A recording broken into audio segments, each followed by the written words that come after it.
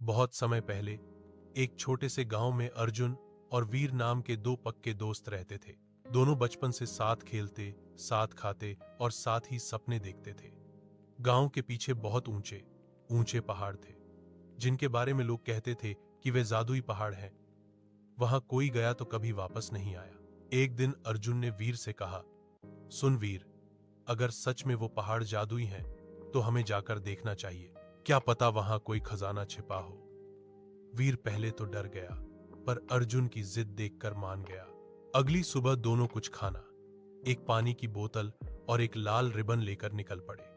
रास्ता कठिन था, पत्थर, कांटे, झाड़ियां और ठंडी हवाएं, मगर दोनों हिम्मत नहीं हारे।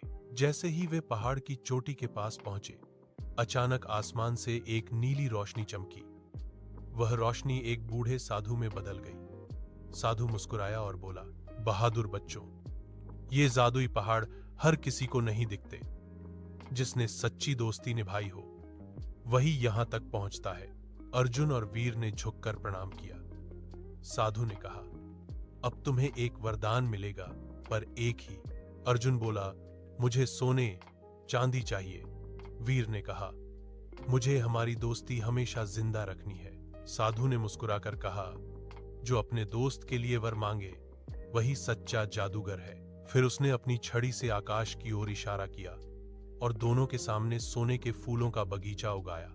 साधु बोला, यह खजाना तुम्हारे गांव को खुशहाल करेगा, लेकिन याद रखना, असली जादू दोस्ती में है, दौलत में नहीं।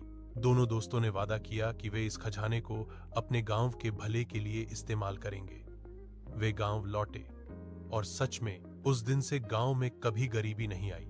और जब भी कोई उन पहाड़ों की ओर देखता, वहां से हल्की नीली रोशनी चमकती, जैसे वो साधु अब भी उन दोनों दोस्तों की सच्ची दोस्ती की रखवाली कर रहा हो।